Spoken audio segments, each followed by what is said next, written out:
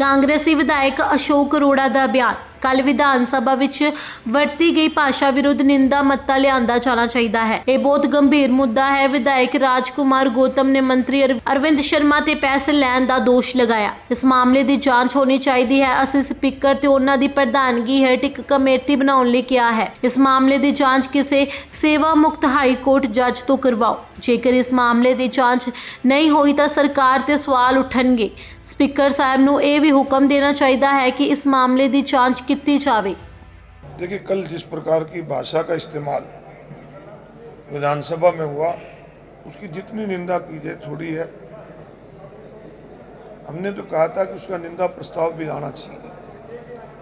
और जिस प्रकार का आरोप एक बीजेपी के एमएलए द्वारा सरकार के मंत्री पे लगाया गया, आज हमने उसकी बात कही कि एक गंभीर आरोप विधानसभा के अंदर लगा है।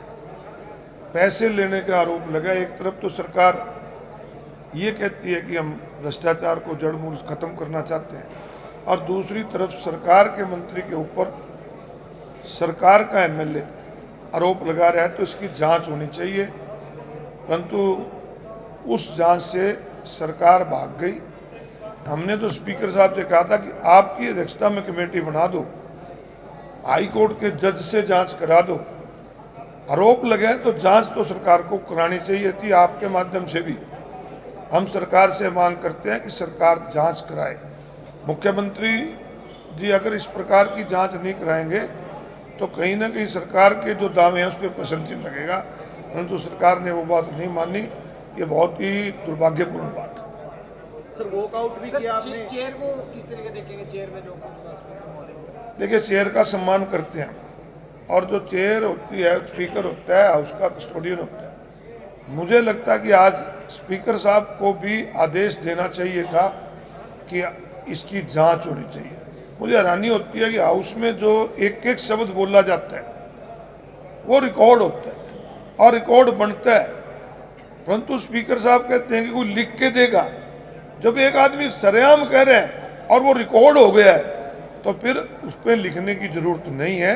तो कहीं ना कहीं सरकार के मंत्री को बचाने का प्रयास किया जा रहा है। दूसरा, ये घटना कल घटित हुई। कल आप लोगों ने इतने जोरदार तरीके से इस पर अपोज नहीं किया, आज किया।